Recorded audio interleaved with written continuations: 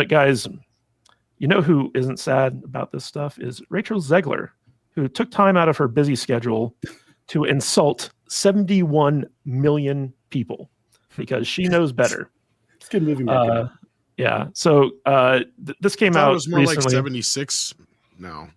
Yeah, probably more. They're still but counting. basically, They're still counting.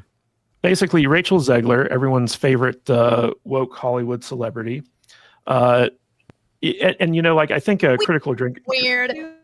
Yeah, I think Critical Drinker said it best that typically you have to achieve some level of fame and notoriety to speak like this and not tank your career, which she has yet to do. But she's busy basically playing Juliet on Romeo and Juliet on Broadway.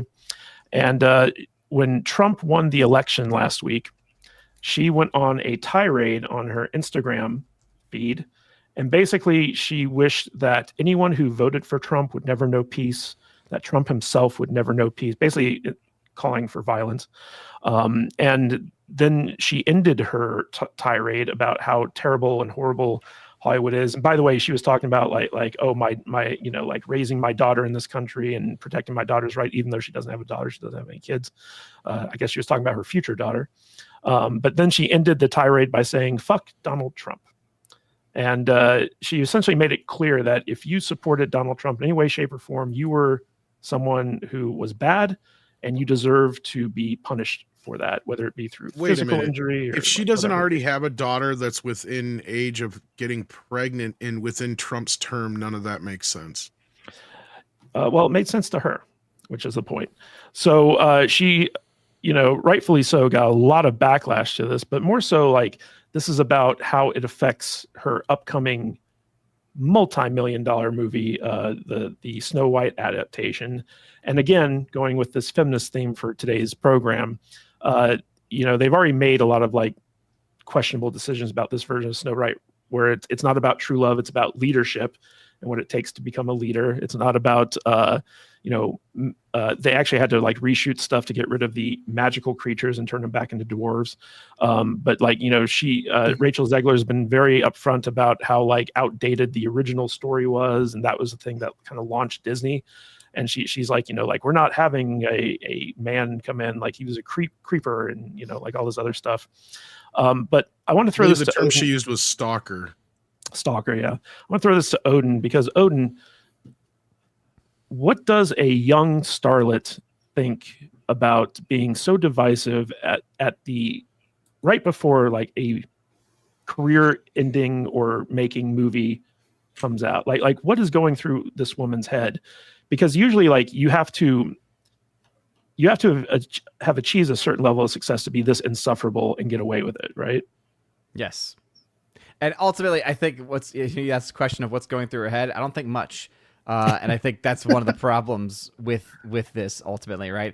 So she's a very young actress, of course, but I think where her origins are probably tells and helps to explain a little bit more about it. She's someone who was very much picked from obscurity to a certain degree. She had gotten a very large social media following because of recording herself doing songs from different musicals. So clearly a musical theater kid, grew up in that community, clearly impressed some people in Hollywood to the point where they wanted to bring her in to sing for a couple of different roles, including West Side Story, and also for around the same time, or again within similar time frame, Snow White as well. And so I think that being basically an actress that was unknown, that did not really have any footing in the industry, to then be pulled into the industry, there's not a lot of room to get a lot of training as far as like media interactions and as far as trying to leave the activism behind. Not that they're even teaching that these days anyway, because every time you look online, you see these mainstream Hollywood celebrities, they're very clearly involved in their politics now. I don't think as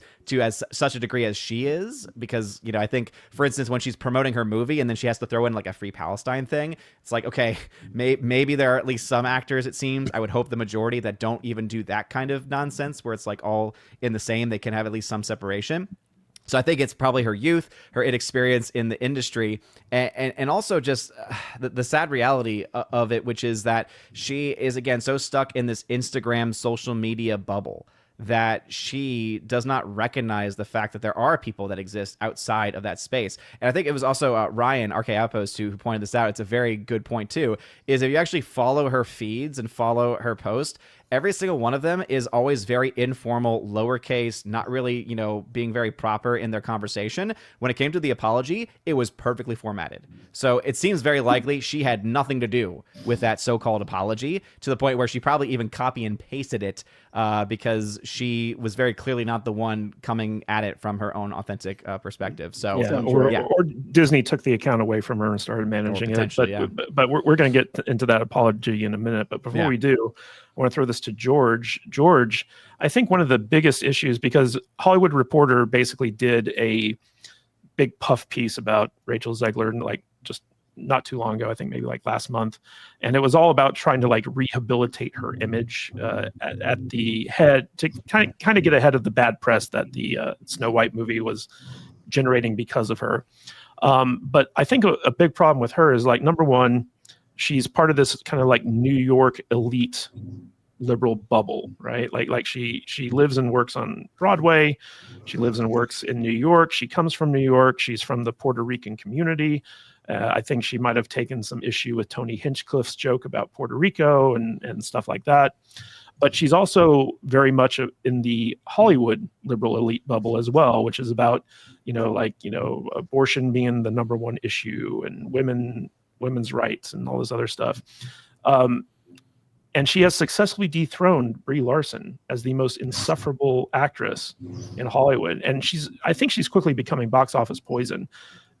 Do you think that this tirade against anyone who supported Trump is going to affect how Snow White performs? No, Snow White's finished. I'm rooting for the poison apple. I think everybody else is as well.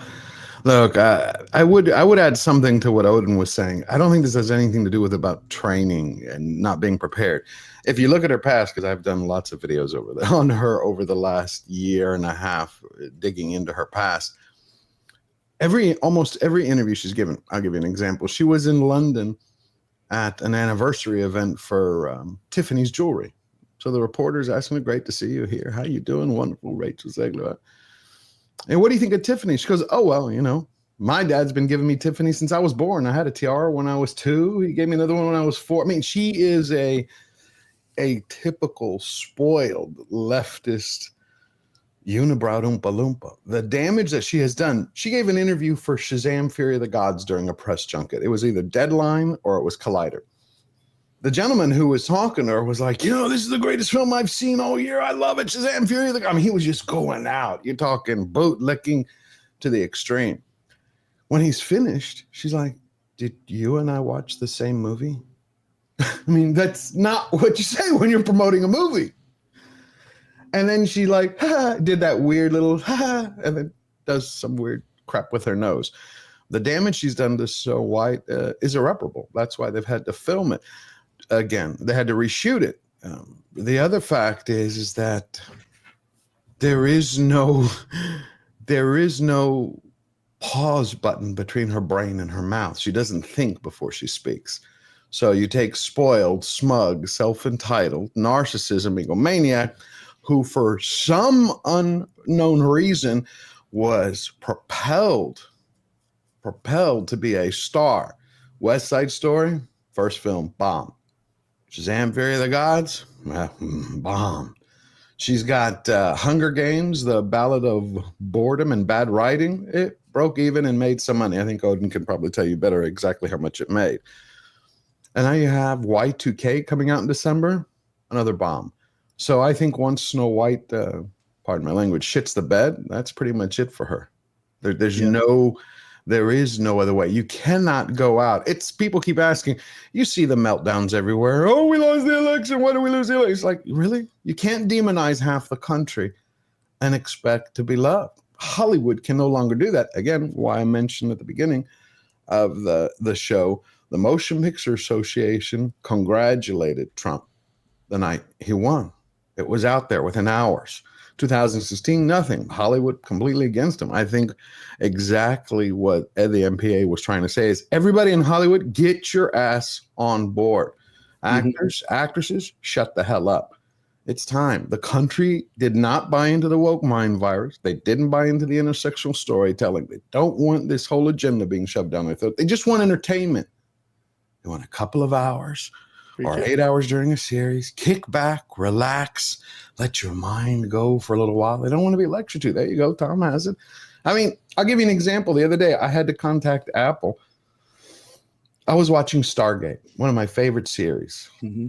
Every couple of years, I watch the whole series. And it wouldn't play on Apple. I was having difficulty. The damn thing. It kept saying issue with content problem, content not found. It's just saying, I'm like, I've owned it for years. It's there. I had to go dig out the old DVDs. When I contacted Apple, I'm like, this won't play. It'll start and then it'll stop. And what I get told is, well, it's a very old series. And bottom line is it has a limited viewership, is what I was told. So the way it is served up, it wasn't the word limited, but what I grasped from the entire conversation is series that are that are over 20 years old, they get less bandwidth. So Really? What is that saying? Yeah, because I went back and I wanted to watch Babylon 5. I had the same issue because I thought I'm having an internet issue, but every new series that I put on, anything, let's say within the last 10 years, no issue. Sorry, the dog is barking in the background. But as for Rachel Zegler, no, she's completely done. You can only put your foot in your mouth so many times. But I don't think it's Zegler's fault only. It is her fault 100%. But I think she thought she was going to score a few points with the Mouse House. She keeps thinking this is what they preach in their films and their shows. We see it all the time. She's like, I'm going to score a few points. I really want to say this. And they're like, oh, my God, what'd you do? I mean, ever since you had Disney turn Mickey Mouse into Mickey Mouse, it's been all downhill. I mean, she's just a product of what they've been doing. Well, Tom, so what's funny about this is that I think within like 24 hours or something like that of her posting this Instagram story, which got auto-deleted, she came out with an apology where she basically put up a new Instagram story and was like, oh, sorry, I was very emotional. Like, I didn't really mean it, blah, blah, blah. And it was very obviously she meant every single word that she said. And Disney kind of stepped in and be like, girl, what the fuck are you doing? Apologize immediately, because as Michael Jordan so succinctly put it, Republicans buy shoes too, right?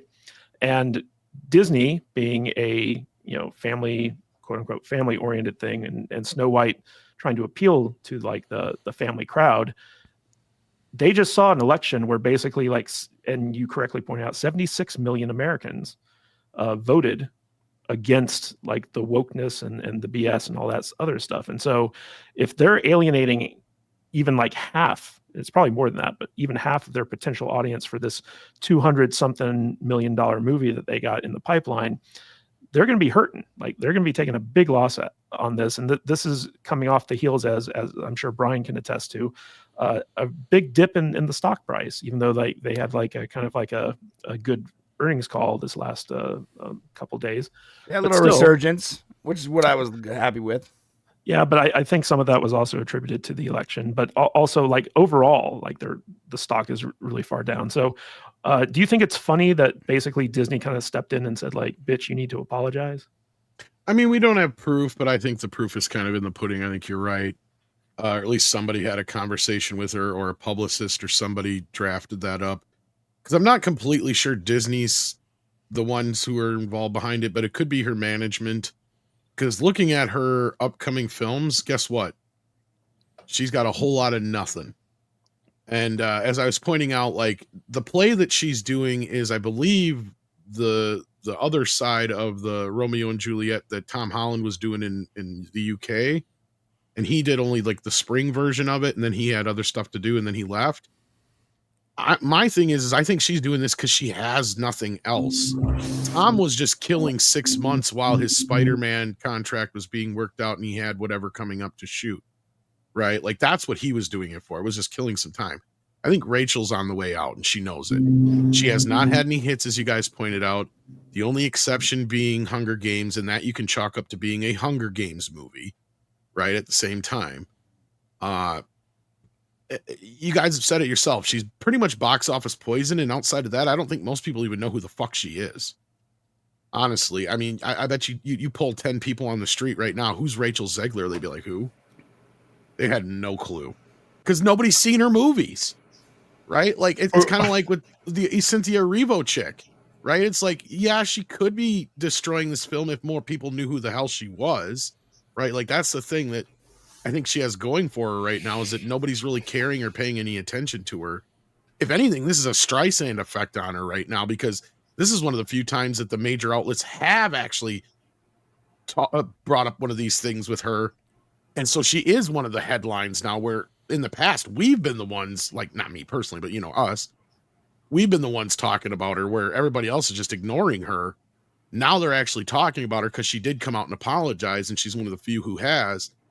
Otherwise, everybody else is going to Blue Sky or whatever, and I have no idea what the hell they're talking about over there, because I won't go over there, because everything I keep hearing about the place, it's full of degenerate man babies in literal diapers. Also, it has like, a fraction of the user base. Truth It's Social gonna somehow be- has more users than It's Blue going to Sky. last for about 10 seconds, Brian. Like, Yeah. yeah, this whole, I predicted this exodus or whatever you want to call it, and it's not going to last. Exodus. It's cute. The exodus, yeah. Well, I mean, look at how, I'm sorry, I didn't mean to interrupt you. I have the next door neighbor started mowing the grass. Sorry about that noise. But you saw Sylvester Stallone. I think you're going to start seeing not only the exodus and the destruction, the self-destruction of actors and actresses like Rachel Zegler, but you're also going to see people step up like Stallone did the other night when he called Trump the next George Washington. I mean, he came out in public, not hiding. I mean, that was a Well, you're going to see a different coming out of sorts, I believe. I think you're right, George. I think there's going to be a lot of people inside Hollywood that are not going to be as scared as they were to show their support for not just Trump, but as I pointed out to many people in the last week, that remember, it's not so much that 76% of the population voted for Trump. It was more so that they voted against the Democrats, especially in middle America, I'm willing to bet. Because you have a lot of people who are looking at a lot of this stuff going, we can't deal with this shit anymore. I think they not voted just the for, gas prices and other stuff like that, but just the ideas that the Democrats are behind. Right. I think they voted for America again. They're tired of everything. I agree with you in part, but I think they voted to get back to common sense and kick crazy right out the door. And I think that's why we're not talking election stuff, but I think Trump and his team represent that exactly. Correct. Yeah. And I think that's one of the reasons why all the Hollywood celebrities coming out for Cackles helped sink her, because they're like, look, how does this represent me? When you heard them day after day, year after year, either through their films or their activism, just demonize the country or complain or moan or bitch. So, well, Brian, one of the interesting things about this is that, so Rachel Zegler has about 2 million followers on Instagram, right? And of those 2 million followers, like a lot of them probably don't watch her stories or like whatever. But the thing that really blew this up was Megyn Kelly, because she specifically did like a portion of her very popular podcast calling Rachel Zegler out. She called her a pig, basically. Pig. And she's the one who pointed out, it's like, this woman doesn't have a daughter. She's not married. She doesn't have a kid. She's never had a kid. Even though like big portion of her like rant was about like, oh, for my daughter, for my daughter, for my daughter. And she was on there with the Ruthless podcast, which has a very big, kind of like male following on the podcast and the things. And so this got amplified through alternative media, essentially. And that's the thing that caused this big kind of like firestorm where like she basically had to come out and apologize about this stuff. So what do you think about new media once again playing a role in pushing back against like this like wokeness and feminism and all this bullshit that the country overwhelmingly rejected in the last election? Yeah, new media is more representative of the people, of the actual audience members. Like we said before, it's not a 50-50 split in this country. We're talking about 90-10. About 90% of us are pretty normal and just want to work, take care of our families, enjoy life, and not deal with this bullcrap. The bought and paid for legacy media is just that. And they're corrupt, so they're going to pander to that 10% that has been corrupted by the state, and they want to utilize this 50-50 them versus us, you versus them mentality as a way to control the population. And I don't want to get too deep into that, but there's a lot more stuff going on than just woke DEI bullcrap. A lot of it is a distraction, and it's designed to keep us in these little invisible prisons. and we don't even know we're in them. So the bought and paid for legacy media that is literally owned by big pharma and these giant, huge corporations that are designing our future are being pushed up against by new media because new media isn't bought and paid for. And so new media is the people, the majority. A lot of it is a silent majority that is watching and supporting new media via memberships and the Mug Club and the Daily Wire and all these different little ways they can support them. And so now these new media is starting to make a lot more money by just being honest with their fans. And whether you're on the left or the right of new media, whatever, like, look, the Young Turks are doing great. Like, they're doing great. And they're doing good because they're honest, and they're honest with themselves. Now, I don't agree with anything they say, but they're pretty honest. And because of that honesty, you know, they're reaching people, and people equals money, equals success. So the legacy media is dying. Like, and what did we just find out? MSNBC is being sold right now, or something like that. Yeah, Like, it's up for sale. It's up for the sale. legacy media is scrambling, right? You've got ABC. Hey, can we just group together and buy it, guys? That the ABC is looking for a conservative voice for The View, for instance, and CNN is also looking for somebody within their organization. Who the hell wants that job? Being the No, I know, conservative right? on The Like, View? who the hell Jesus wants Christ. to sit there and get yelled at by 4 other women all fucking day on The View? But like, I'll do it. Of course you would, Brian. But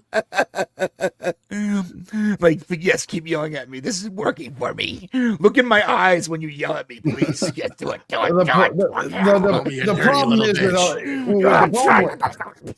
the problem is with all of them, whether it's The View or all these other shows, is they've stuck themselves in a corner. They can't just turn around and go, okay, well, let's like turn the page. Let's try something new. Let's give this a chance, because they shoved themselves in the corner with a leftist base. Yeah. Those are their only viewers, besides people who are reviewing what they're saying.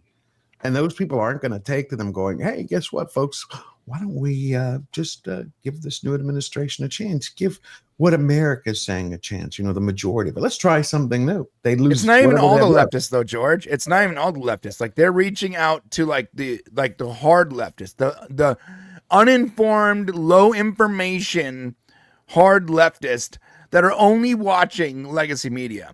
They're not reaching all the left. Like, there is plenty of people on the left who are like, hey, that's sort of nuts. Let's not do that. Hey guys, there are reasonable people that I don't agree with, but they're not reaching for those people. They're reaching for the idiots. They're looking for the idiotic left. And that's a very small percentage of the country, which is why they're failing. You know, which is why they're not making any money. Activists. They're going after activists. It's more than just the idiots. You got to remember, there is a bunch of people who were trained through the college system and in the school system to think like this. Remember that. That's true. Remember Marxist. the kid who tried to kill Trump? Like I tried to point out to people, and other people have said before too now, since, that he has grown up half of his life listening to the media tell him all this shit about Trump every single day. I'm surprised this isn't more of an epidemic, right? At least I'm after the election, I breathed with a sigh of relief going, God, at least 70% or more than 70% of this country isn't as fucking insane as I thought. Mm-hmm. That was my exact reaction. When I was like, oh my God, thank God most of us aren't nuts. This is great. What is interesting, Brian, is that we have examples here where basically CNN is going to be firing a lot of their like quote unquote headliners because like people just don't trust them anymore. Like you said, MSNBC is on the chopping block in terms of like Comcast deciding to like sell them off. And The View might not even be around for much longer because of Whoopi Goldberg accusing that bakery of discriminating against her and basically just flat out libeling or slandering this thing. Like they have a really good case against her. But Mr. Butters, the thing that's interesting to me about this is that it's not just Rachel Zegler. There's a lot of people in Hollywood who are very vocal about their political stances leading up to the election. And now that the election has happened, all their publicists and managers and agents are like, shut the fuck up. Yeah. And the reason that they're doing that is because in this article, and by the way, guys, links to all this stuff in the description, basically the Hollywood insiders are telling their clients, it's like, look, if you continue with like, you know, your views after seeing like that the vast majority of Americans voted against them, you're going to damage your brand, you're going to damage your fan base, you're going to lose money. And so what's happened in the fallout of this is that all the smart Hollywood people have shut the fuck up, except Rachel Zegler and, you know, people like Stephen King and Mark Ruffalo and stuff like that are probably still, you know, putting their foot in their mouth. But do you think that Hollywood is eventually going to get the message, or are these guys just kind of like waiting for stuff to die down before they start, you know, screaming about resistance and stuff like that? I think anytime that they have an opportunity to voice their opinion, they're going to voice it. You know, that's why they always get a little mouthy when it comes to election season. But it's like you said, their publicists are going crazy right now. Just shut up. Be quiet. You know, you have tickets to sell. You have seats to fill at these shows you're performing. Taylor Swift has, you know, she has entire arenas and stadiums that she sells tickets to. You know, she doesn't want to have to like downgrade down to just a normal 5,000 seat arena. She's selling out 40,000 seat arenas. So a lot of money involved with these people's opinions and stuff. And so, yeah, it doesn't surprise me at all that they're just radio silent all of a sudden, except for the ones that are just complete lunatics, you know, like probably Mark Hamill. You know, is he moved to Spain? Is he moving out of the country? He hasn't tweeted. He hasn't tweeted. Stephen King. You know, He left Twitter. He left Twitter. Okay. Oh, Well, no. What are we going to do? That's the other thing that I'm just laughing my ass off over these people is that they're having to make page-long typed out statements about and like they're mailing to Elon Musk or something, giving their resignation letters to Twitter. It's the stupidest thing ever. We give an absolute. Like we give a shit, right? It's like this is why I'm leaving next. Well, we don't care why. Just leave. Go away. We don't care, bro. Just get out. Goodbye. Go to Blue Sky. I forgot you were here, Don. Yeah. Go away. Dude, and Don Lemon's paper is like professional letterhead where his picture is like a logo. He's like, what are you doing, bro? Yeah. Get out of here. Get out of here. Go home. But it's the same way Ruffalo was crying the other night at the ACLU Awards. I mean, they're going to put on a show, but you can tell at least the ones who half-ass believe what they're saying and the ones who are just, you know, the Mark Hamills, the Ruffalos, they're kind of, we're just going to go over here for a little bit till you forget what we said. We're not actually leaving. Yeah. Hold on really quick. Mecca J in the stream. He left Twitter X to go to Threads, not Blue Sky. Don't give a shit. They're both the same nonsense. So who cares? Yeah. Who cares? Go away. Yeah. That's even better. We don't care where you go. That's James the best Gunn, part is they can't even decide on which one to go to. Yeah, James Gunn left Twitter to go to Threads, and nobody pays attention to him over there. Yeah. No one. Yeah. Yeah. All right, guys. Dude, they pay more attention to the account who just repost his threads, like screenshots. Like there's some dude is making a ton of money just screenshotting his Threads account. It's sad. Right, Guys, but it's the same way you had Disney and who was it? Disney, Xfinity, and 2 or 3 others have returned to advertising on X. Yeah, Yep. good. Yeah, X Actually, broke almost the all of them boycott. have that left.